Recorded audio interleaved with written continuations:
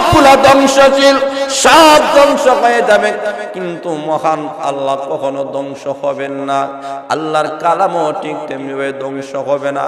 আল্লাহ রাব্বুল আলামিন এমন একটা কালাম দিয়েছেন, এমন একটা কোরআন দিয়েছেন, পৃথিবীর সকল কোরআনের কপি যদি জ্বালাইয়া দেওয়া হয়, সমস্ত হাফিজ কোরআনদেরকে যদি পুরাইয়া দেওয়া হয়, পৃথিবীর কোনো জায়গায় যদি কোরআন থাকে না রে, এই কোরআনটা মহান আল্লাহ লৌহে মাহফুজের মধ্যে আল্লাহ লিপিবদ্ধ করে দিয়েছেন, ওখান থেকে কেউ মুছতে পারবে না। আল্লাহ রাব্বুল আলামিন বলেন, আগলবিজিক আপনাকে বেঈমান কাফেররা 10 বছরের একটা চুক্তিনামার থেকে আপনার নামটা কেটে ফেলেছে। ওগো নবী, সাহাবায়ে কেরাম, আল্লাহ নবী সাহাবায়ে কেরামদেরকে সান্ত্বনা দিয়ে আমার মহান আল্লাহ রাব্বুল আলামিন কোরআন শরীফের একটা আয়াত নাযিল করে জানায় দিয়েছেন। আগে নবীজি 10 বছরের লিখিত এই কাগজটা ফুরে যাবে, অথবা ফুকে খেয়ে ফেলবে, অথবা নষ্ট হয়ে যাবে, ফুরে যাবে, জ্বলে যাবে, ভিজে যাবে, কিন্তু এমন একটা কোরআনের মধ্যে আমি মহান আল্লাহ আপনার নবীর সঙ্গে আমি আল্লাহ রাব্বুল আলামিন রাসূলুল্লাহ লাগাইয়া দিলাম। আল্লাহ বলেন, মুহাম্মাদুর রাসূলুল্লাহ والذين معه أشداء على الكفار। আল্লাহ রাব্বুল আলামিন বলেন, মুহাম্মাদুর রাসূলুল্লাহ হয়েছেন আল্লাহর রাসূল।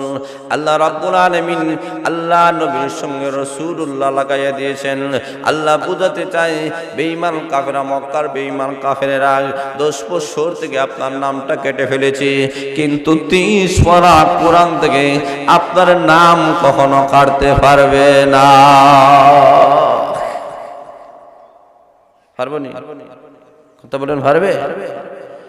যতই কাফেররা, যতই বেঈমান কাফেররা রাসূলকে নিয়ে ষড়যন্ত্র করুক না কেন, আল্লাহ তাকে তুলতে চায়, আল্লাহ তাকে সম্মান দিতে চায়, আল্লাহ তাকে ইজ্জত দিতে চায়, আল্লাহ তাকে মর্যাদার আসনে বসাতে চায়। দুনিয়ার কোন মানুষ পিছনে টানাটানি করে এই আসন থেকে নামানো কখনো সম্ভব নয়। যারা বলেন ঠিক না বেঠিক? এই পৃথিবীতে আল্লাহ যত মাখলুক সৃষ্টি করেছেন, কোন মাখলুকেরা এত প্রশংসা আল্লাহর করে নাই যেই পরিমাণ প্রশংসা বিশ্বনবী আল্লাহর করেছেন। জোরে বলেন সুবহানাল্লাহ। এমন একজন নবীকে আল্লাহ আমাদের জন্য নবী হিসাবে আল্লাহ পাঠাইয়াছেন, যেই নবীর কথাবার্তা, আচার আচরণ, ব্যবহার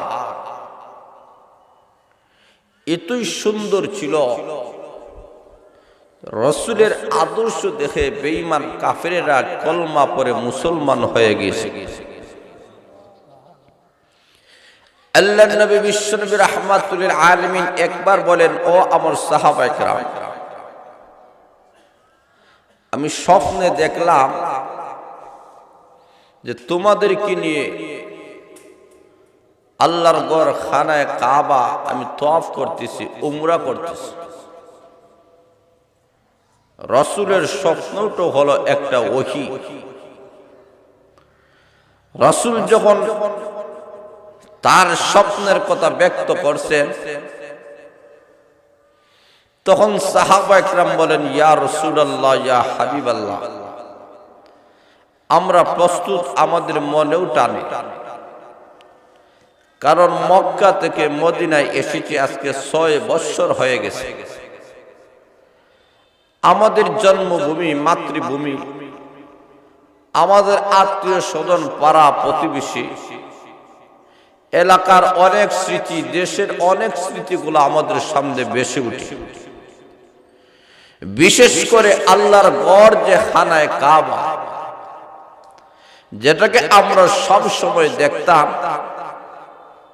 যেটার দিকে তাকাইলে মহান আল্লাহ রাব্বুল আলামিন বান্দাদের জীবনের গুনাহগুলো আল্লাহ মাফ করে, যেখানে প্রতিদিন আল্লাহর পক্ষ থেকে 120টা রহমত নাজিল হয়,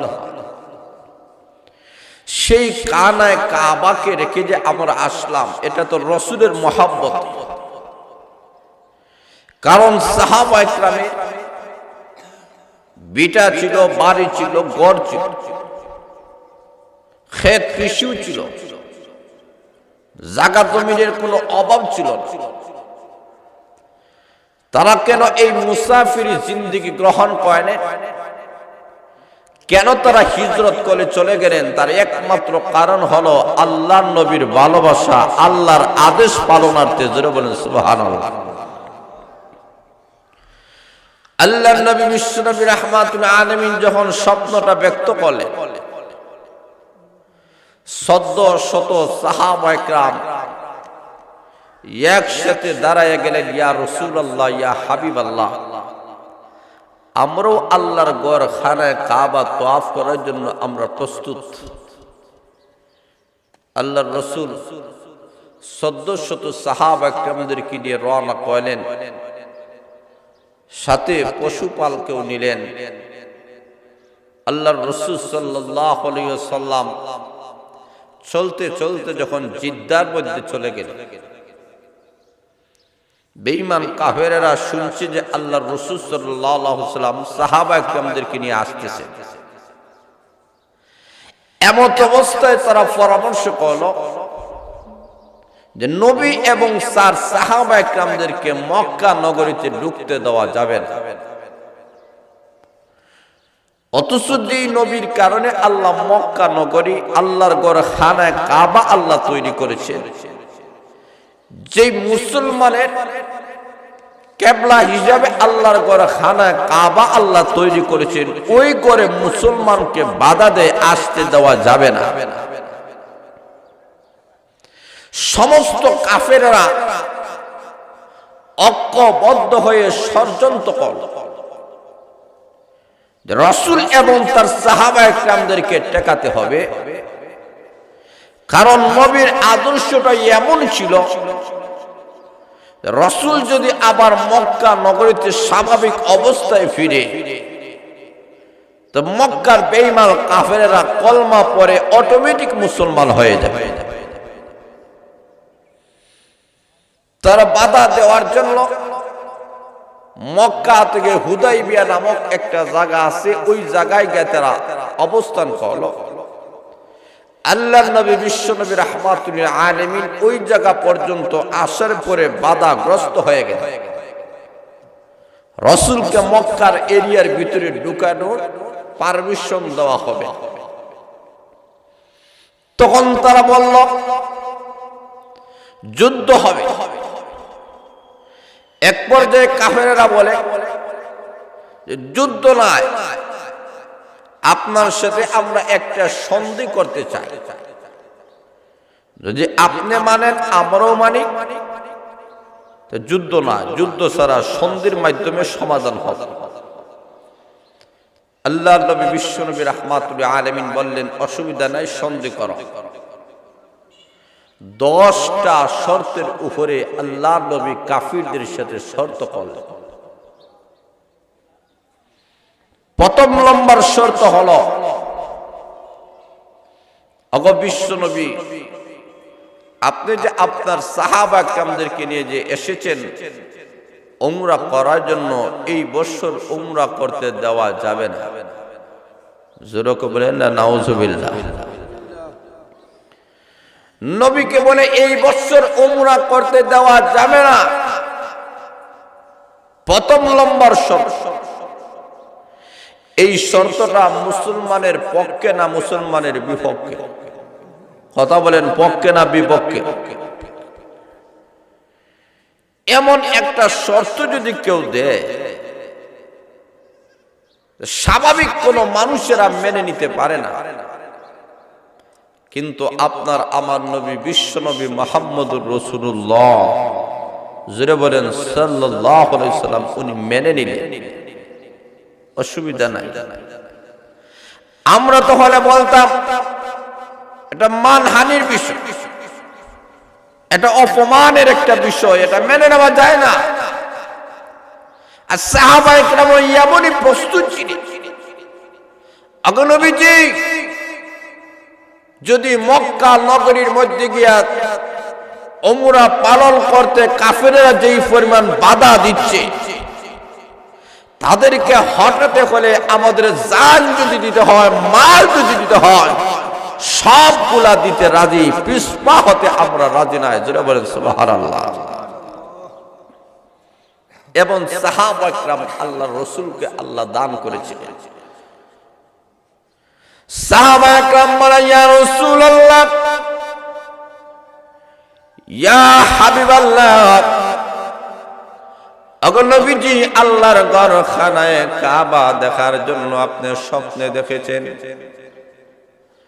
ওগো নবীজি, আপনি নবীর স্বপ্ন কখনো অপূর্ণ হতে পারে না। আমাদের জীবনের রক্তের বিনিময়ে আমরা শাহাদাতের পেয়ালা পান করব, কোনো অসুবিধা নাই, কিন্তু নবীর স্বপ্ন অসম্পূর্ণ রেখে বাড়িতে যাইতে আমরা চাই না। আল্লাহর নবী বলেন, সাহাবায়ে একটু অপেক্ষা করো। রাসূল বললেন, রে বেঈমান কাফেররা, প্রথম শর্তটা আমি মেনে নিলাম, কোনো অসুবিধা নাই। এই বছর উমরা করার জন্য যাব না, ওই জায়গা থেকে আবার মক্কা মদিনাতুল মুনাওয়ারায় আবার চলে যাব, কোনো অসুবিধা নাই। তখন তারা বলে, 2 নম্বর শর্ত হলো আগামী বছর আপনি আসবেন উমরা করার জন্য, কিন্তু শর্ত হলো 3 দিন অবস্থান করবেন, 3 দিনের ঊর্ধ্বে থাকা যাবে না। 3 দিন পর্যন্ত থাকার অনুমতি, পারমিশন আছে। আল্লাহ নবী, বিশ্ব নবী রাহমাতুল বলেন, কোনো অসুবিধা নাই, 3 দিনের যদি পারমিশন দাও কোনো অসুবিধা নাই, 3 দিনের জন্য আমি নবী আসব, তোমাদের এই শর্তটুকু আমি মেনে নিলাম। 3 নম্বর শর্ত হলো, রে আব্দুল্লাহ সালাম মুহাম্মদ, 3 নম্বর হলো, তোমরা যখন এই মক্কা নগরীতে আসবা, তোমাদের সাথে যদি তরবারি থাকে গো, এই তরবারি খোলা অবস্থায় ঢুকতে পারবা না। তরবারিটি ব্যাগের ভিতরে থাকতে হবে, নতুবা খোলা অবস্থায় মক্কা নগরীতে তোমাদেরকে ঢুকার পারমিশন দেওয়া হবে না। আল্লাহর নবী, বিশ্ব নবী রাহমাতুল্লাহ বলেন, এই শর্তটুকু আমি মেনে নিলাম, কোনো অসুবিধা নাই। 4 নম্বর ওয়ালা, তোমরা শুনে নাও, মক্কা নগরী থেকে কোনো মানুষ যদি মদিনাতুল মুনাওয়ারার মধ্যে যদি চলে যায়, তাদেরকে ফেরত পাঠাইয়া দিতে হবে। আর মদিনা থেকে কোনো মানুষ যদি মক্কা নগরীতে আসে, তাকে ফেরত দেওয়া যাবে না। এই শর্তটা মুসলমানের পক্ষে না বিপক্ষে? আরো জোরে বলেন। 5 নম্বর ওয়ালা, মদিনাতুল মুনাওয়ারা এমন একটি শহর, যেই শহর দিয়া সিরিয়া এবং মিশরের মধ্যে যাইতে হয়। তারা ডাক দিয়ে বলে, শর্ত হলো মক্কা নগরী থেকে কোনো ব্যবসায়ী মানুষ যদি ব্যবসায়ী উদ্দেশ্যটাকে সামনে নিয়ে যদি সিরিয়া মিশর যাইতে চায়, বাধা দেওয়া হবে না। বাধা দিলে আমরা মানব না, যদি বাধা না দাও তাহলে সন্ধি ঠিক আছে। আল্লাহ নবী বলেন, এটাও আমি নবী মেনে নিলাম, কোনো অসুবিধা নাই। আল্লাহ নবী, বিশ্ব নবী রাহমাতুল আলামিনের সামনে এক এক করে 10টি শর্ত দিয়েছে। ডাক দিয়ে বলে, এই যে 10টা শর্ত দেওয়া হলো, এই 10টা শর্ত তোমরাও ভাঙতে পারবে না, আমরাও ভাঙব না। এই 10টা শর্তের উপরে তোমাদের সাথে আমাদের একটা সন্ধি হলো। এরপরে আরেকটা শর্ত হলো, এই 10 বছরের ভিতরে তোমার এবং আমাদের মধ্যে কোনো যুদ্ধ নাই, যুদ্ধ বন্ধ। 10 বছরের ভিতরে তোমরা যুদ্ধ করবে না, আমরাও করব না। আল্লাহ নবী বলেন, আমি মেনে নিলাম, কোনো অসুবিধা নাই, যুদ্ধ করব না। এক বেঈমান কাফেররা যত শর্ত দিয়েছে সকল শর্তগুলো আপনার আমার নবী বিশ্বনবী রাহমাতুল আলামিন সবগুলা গ্রহণ করে নিলেন। এবার আসলো লেখা হবে, সন্ধিনামা লেখা হবে। আল্লাহ নবী ডাক দেয়া বলেন, আনি তুমি সন্ধিনামা লেখবা। কার পক্ষ থেকে কার পক্ষ থেকে লেখা হইতেছে, ওই দিক দিয়া কাফিরদের পক্ষ থেকে, মুসলমান থেকে, আল্লাহর নবী বিশ্ব নবী রাহমাতুল আলামিনের পক্ষ থেকে সন্ধি লিখতে গিয়া কার পক্ষ থেকে লেখা হবে? হযরত আলী রাদিয়াল্লাহু তাআলা লিখতে গিয়া বলেছেন আব্দুল্লাহর ছেলে মুহাম্মদ। শুধু বলেন নাই, বলেছেন আব্দুল্লাহর ছেলে মুহাম্মদুর রাসূলুল্লাহ, জুড়ে বলেন সাল্লাল্লাহু আলাইহি ওয়াসাল্লাম। উনি শুধুমাত্র আব্দুল্লাহর ছেলে নয়, উনি হয়েছেন মুহাম্মদুর রাসূলুল্লাহ, উনি আল্লাহর রাসূল। জুড়ে বলেন ঠিক না বেঠিক? আলী রাদিয়াল্লাহু তাআলা জল লিখে দিলেন আল্লাহর রাসূলের পক্ষ থেকে সন্ধিনামা লেখা হইতেছে। কাফেররা ডাক দিয়ে বলে, এটা হতে পারে না, আমরা তো আল্লাহর নবীর সঙ্গে আমরা এই চুক্তি করতেছি না, আমরা করতেছি আব্দুল্লাহর ছেলে মুহাম্মদের সাথে। আমরা ওনাকে আব্দুল্লাহর ছেলে জানি, কিন্তু নবী আমরা মানব না। নবী মানলেই তো আর কোনো বিরোধ থাকে না, সমস্যা থাকে না, সংঘর্ষ থাকে না। আমরা নবী মানি না, রাসূল মানি না, এই কারণে ওনার সঙ্গে আমাদের দুশমনী।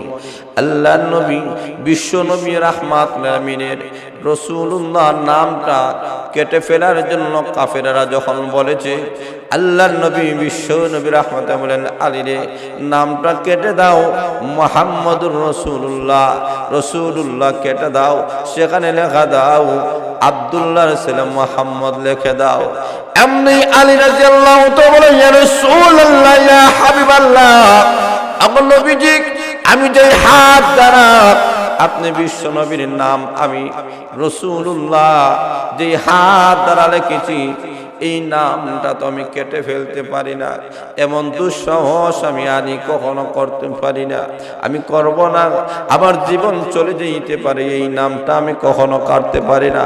কারণ যাকে রাসূল হিসাবে মহান আল্লাহ মনোনীত করেছেন, উনাকে অস্বীকার করার মতো, নাম কাটার মতো বেয়াদবি আমি আনি কখনো করতে পারি না। ওনার নাম কাটা হবে, এটা হতে পারে না। কারণ আপনার আমার নবী শুধুমাত্র দুনিয়াতে আসার পরেও নবী নয়। আদম আলাইহিস সালাতু ওয়াস সালাম বলেন, আমি পানি এবং মাটির মধ্যখানে যখন ছিলাম, তখন আল্লাহর নবী বিশ্ব নবী রাহমাতুল আলামিন নবী ছিলেন। যারা বলেন সুবহানাল্লাহ। তখনই উনি নবী ছিলেন, তখনই উনি রাসূল ছিলেন। এখন তো দুনিয়াতে আসার পরে হল নাই, আগ থেকেই উনি নবী ছিলেন, রাসূল ছিলেন। যারা বলেন সুবহানাল্লাহ।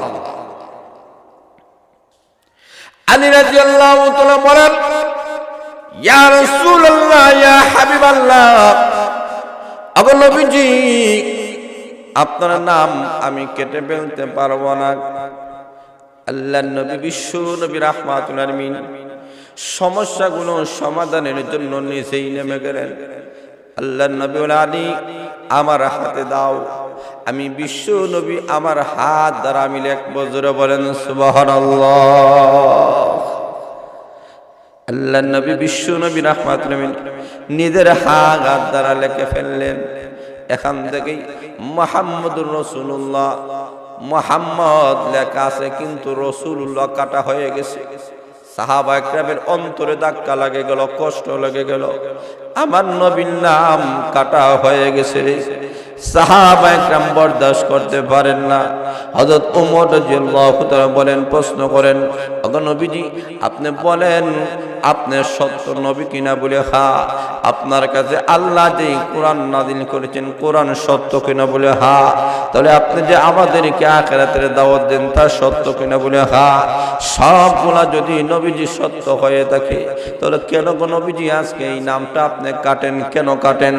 আপনি কি কাফিরদেরকে ভয় করেন? তাদের রক্ত চক্ষুকে আপনি ভয় করবেন না, ডরাবেন না, কাঁপবেন না গো নবীজি। আমরা মুসা নবীর উম্মতের মতো নয়, আমরা হলাম বিশ্ব নবীর উম্মত। আগো নবীজি, আপনার নামটা দুনিয়াতে রাখতে গিয়ে আমাদের জীবন যদি দিতে হয় 1000 বার দিতে রাজি আছি, এমন নাম কখনো কাটা যাবে না। আল্লাহ নবী ডাক দিয়ে বলেন, ওরে উমর, সবগুলো সত্য, সবগুলা মেনে নিলাম। আমি নবী সত্য, আখিরাত সত্য, আল্লাহ সত্য, জান্নাত জাহান্নাম, কোরআন সত্য, সবগুলা ঠিক আছে। কিন্তু তোমরা জানো না কেন আমি কাফিরদের সব কথাগুলা মেনে নেই, তোমরা বুঝো না। 1400 সাহাবা একরামের বুঝে আসে নাই কেন নামটা কাটা হবে। একমাত্র বিশ্ব নবীর বুঝে এসেছে এই সাময়িক নামটা কাটার মাধ্যমে মহান আল্লাহ ইসলাম এবং কোরআনের মুসলমানের এমন একটা বিশ্ব বিজয়ী আল্লাহ একটা ক্ষমতা দিবে, এই ক্ষমতা কোন বেঈমান কাফেররা চিনিয়া নেওয়ার ক্ষমতা থাকবে না। আল্লাহ নবী বিশ্ব নবী রাহমাতুল আলামিন মেনে নিলেন। আল্লাহ রাব্বুল আলামিন বলেন, ও দুনিয়ার মানুষেরা, 10 বছরের একটা সন্ধির মধ্যে আমার নবীর নামটা কেটে দেওয়া হয়েছে।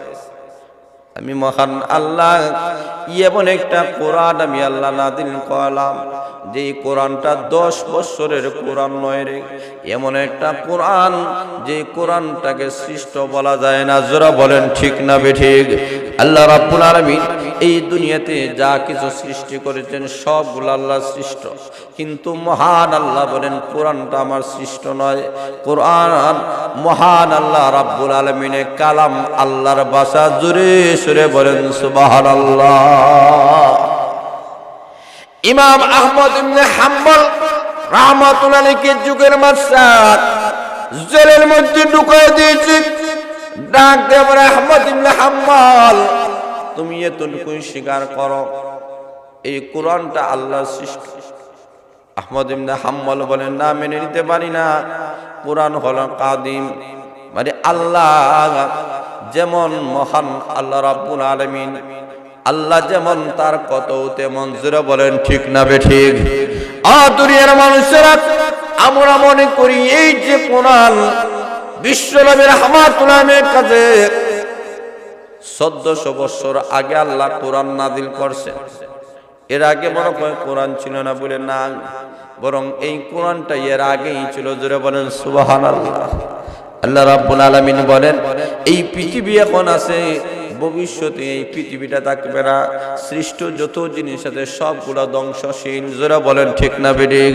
আকাশ ছিল না, এখন আছে, ভবিষ্যতে থাকবে না। চন্দ্র ছিল না, এখন আছে, ভবিষ্যতে থাকবে না। সূর্য আগে ছিল না, এখন আছে, ভবিষ্যতে থাকবে না। যারা বলেন ঠিক না বেঠিক?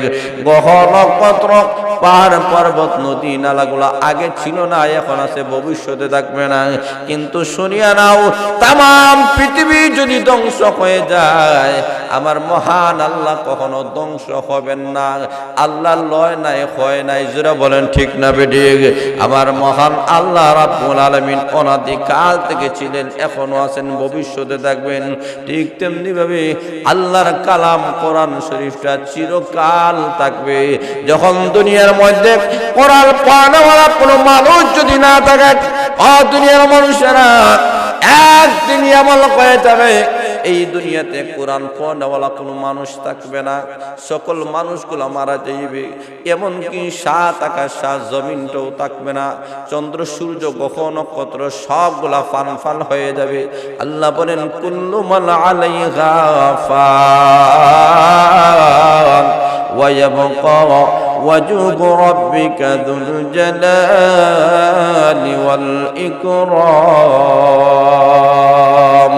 আল্লাহ রাব্বুল আলামিন বলেন, সবগুলা ধ্বংসশীল, সব ধ্বংস হয়ে যাবে, কিন্তু মহান আল্লাহ কখনো ধ্বংস হবেন না, আল্লাহর কালামও ঠিক তেমনিভাবে ধ্বংস হবে না। আল্লাহ রাব্বুল আলামিন এমন একটা কালাম দিয়েছেন, এমন একটা কোরআন দিয়েছেন, পৃথিবীর সকল কোরআনের কপি যদি জ্বালাইয়া দেওয়া হয়, সমস্ত হাফিজ কোরআনদেরকে যদি পুরাইয়া দেওয়া হয়, পৃথিবীর কোনো জায়গায় যদি কোরআন থাকে না রে, এই কোরআনটা মহান আল্লাহ লৌহে মাহফুজের মধ্যে আল্লাহ লিপিবদ্ধ করে দিয়েছেন, ওখান থেকে কেউ মুছতে পারবে না। আল্লাহ রাব্বুল আলামিন বলেন, আগলে বিজিক আপনাকে বেঈমান কাফেররা 10 বছরের একটা চুক্তি নামার থেকে আপনার নামটা কেটে ফেলেছে। ওগো নবী সাহাবা একরাম, আল্লাহ নবী সাহাবা একরামদেরকে সান্ত্বনা দিয়ে আমার মহান আল্লাহ রাব্বুল আলামিন কোরআন শরীফের একটা আয়াত নাজিল করে জানাইয়া দিয়েছেন। আগে নবীজি 10 বছরের লিখিত এই কাগজটা ফুরে যাবে, অথবা ফুকে খেয়ে ফেলবে, অথবা নষ্ট হয়ে যাবে, ফুরে যাবে, জ্বলে যাবে, ভিজে যাবে, কিন্তু এমন একটা কোরআনের মধ্যে আমি মহান আল্লাহ আপনার নবীর সঙ্গে আমি আল্লাহ রাব্বুল আলামিন রাসূলুল্লাহ লাগাইয়া দিলাম। আল্লাহ বলেন, মুহাম্মাদুর রাসূলুল্লাহ والذين معه أشداء على الكفار। আল্লাহ রাব্বুল আলামিন বলেন মুহাম্মাদুর রাসূলুল্লাহ হয়েছেন আল্লাহর রাসূল। আল্লাহ রাব্বুল আলামিন আল্লাহ নবীর সঙ্গে রাসূলুল্লাহ লাগাইয়া দিয়েছেন। আল্লাহ বুঝাতে চায় বেঈমান কাফেররা, মক্কার বেঈমান কাফেররা 10 বছর থেকে আপনার নামটা কেটে ফেলেছে, কিন্তু 30 পারা কোরআন থেকে আপনার নাম কখনো কাটতে পারবে না। পারবো নি? কথা বলেন, পারবে? যতই কাফেররা, যতই বেঈমান কাফেররা রাসূলকে নিয়ে ষড়যন্ত্র করুক না কেন, আল্লাহ তাকে তুলতে চায়, আল্লাহ তাকে সম্মান দিতে চায়, আল্লাহ তাকে ইজ্জত দিতে চায়, আল্লাহ তাকে মর্যাদার আসনে বসাতে চায়। দুনিয়ার কোন মানুষ পিছনে টানাটানি করে এই আসন থেকে নামানো কখনো সম্ভব নয়। যারা বলেন ঠিক না বেঠিক? কাফেরেরা 10 বছর আল্লাহ রাসূলের নামকে কেটে দিয়েছে। আল্লাহ বলেন অনন্ত কালের জন্য নামটা আল্লাহ রেখে দিয়েছেন। যারা বলেন সুবহানাল্লাহ। কোরআন শরীফ যারা খতমে কোরআন পড়বে মুহাম্মদুর রাসূলুল্লাহ পড়তে হবে। যারা বলেন ঠিক না বেঠিক? নতুবা খতম পুরা হবে না। যারা বলেন ঠিক না বেঠিক? রমজান শরীফে প্রত্যেকটা মসজিদের মধ্যে যেই খতমে কোরআন হচ্ছে, 3 লক্ষ মসজিদ যদি দেখে 3 লক্ষ কোরআনের খতম হইতেছে, 3 লক্ষ বার বিশ্বনবীর নামের সঙ্গে মুহাম্মদুর রাসূলুল্লাহ হইতেছে। যারা বলেন ঠিক না বেঠিক? গোটা বিশ্বে যত মাদ্রাসা আছে, যত উলামায়ে কেরাম যতই কোরআনের খতম দিবেন মুহাম্মদুর রাসূলুল্লাহ পড়তে হবে। যারা বলেন ঠিক না বেঠিক? আল্লাহ বলেন 10 বছর এই নাম থেকে আল্লাহ রসুলের নাম মুহাম্মদুর রাসূলুল্লাহ কেটে দিয়েছে। আমি আল্লাহ এমন একটা কোরআন নাযিল করলাম আবাদুল আবাদের জন্য। এই কোরআনটা, এই কোরআনের মধ্যে তার সঙ্গে রাসূলুল্লাহ লাগাইয়া দিলাম। যারা বলেন সুবহানাল্লাহ। তখন আল্লাহ রাসূল সাল্লাল্লাহু আলাইহি সাল্লামকে আল্লাহ রাব্বুল আলামিন জানাইয়া দিলেন, ওগো নবীজি ঘাবড়াবেন। সাময়িকভাবে সাহাবারা মনে করেছিলেন যে একচেটিয়া ভাবে কাফিরদের কথা মানলে তো আমাদের কি আর ইজ্জত থাকে? আমরা তো বেটা খালি মাইর খাইবো, খালি মাইর খাইবো, হতে পারে না। কোন সময় তো মাইর দেওয়াও লাগবো। যারা বলে ঠিক না বেঠিক? তো সাহাবারা মনে একচেটিয়া কাফিরদের শর্তগুলা মেনে নেওয়া হলো। আল্লাহ রাসূল বলেন কোন সময় কিছু সময় আছে মাথা নত করা লাগে সাময়িকের জন্য, এর হরে আল্লাহ মাথা উঁচু করে দেয়। কথা বলেন ঠিক না? কিছু কিছু জায়গা আছে সাময়িকের জন্য মাথা নত করে নেয়, আল্লাহ পরবর্তীতে মাথা উঁচু করে দিবে, উচ্চ আসনে বসায় দিবে। এই ক্ষমতার মালিককে। জোরে বলে না খেয়ে? তখন অবস্থাটা কেমন হয়ে গেল লক্ষ্য করে দেখেন।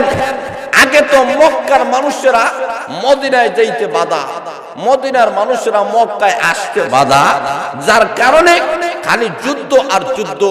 যুদ্ধের মাধ্যমে মানুষের মধ্যে কখনো শান্তি আসতে পারে না, মানুষের মধ্যে স্বস্তি আসতে পারে না, মানুষের মধ্যে স্বস্তি ভালোবাসা মহব্বত হতে পারে না। যুদ্ধ এমন একটা জিনিস যেই জিনিসের মাধ্যমে শুধুমাত্র ফাটল সৃষ্টি করে আপোষের মহব্বত ভ্রাতৃত্বগুলো নষ্ট করে। জোরা বলেন ঠিক না বেঠিক?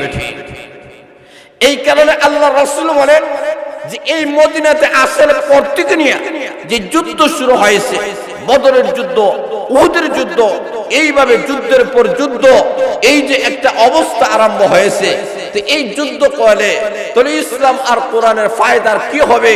এই কারণে আল্লাহ এই একটা সন্ধির মাধ্যমে ইসলামের এমন একটা বিজয় আল্লাহ ঘটাইয়ে দিলেন। আল্লাহ বলেন যুদ্ধ নয়, কোন দেশে যদি যুদ্ধ হয় তো এই দেশের জন্য কল্যাণকর হয় না, বিশ্বের জন্য এটা কল্যাণকর হয় না। এই কারণে আল্লাহ রাব্বুল আলামিন এই সন্ধির মাধ্যমে 10 বছরের যুদ্ধটা বিরতি হয়ে গেল। এক দেশের মানুষ আরেক দেশে যাইতে পারে, মক্কার মানুষ মদিনায় যাইতে পারে, মদিনার মানুষ মক্কায় আসতে পারে। এই আসা যাওয়ার মধ্যে দিয়েও আল্লাহর নবী তো এমন একজন নবী ছিলেন, সাহাবায়ে কেরাম তো এমনই সাহাবায়ে কেরাম ছিলেন যে একজন আরেকজনের সাথে একটু সময় দিলেও এরা কলমা পড়ে মুসলমান হয়ে যায়। কথা বলেন না সুবহানাল্লাহ?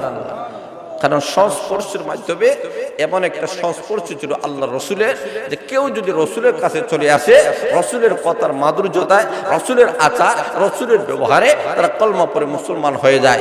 এতদিন পর্যন্ত মক্কার কাফেরেরা তো আসতে দেয় নাই, বাধা দেয়।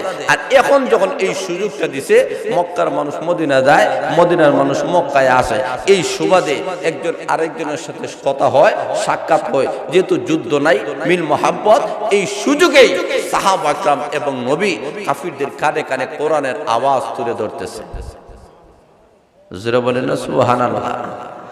আওয়াজ তুলে ধরতেছেন যে তোমরা কোরআন মানো, তোমাদের বাপ দাদার ধর্মগুলো ছাড়ো, আল্লাহ মানো, রসুল মানো, পরকাল মানো।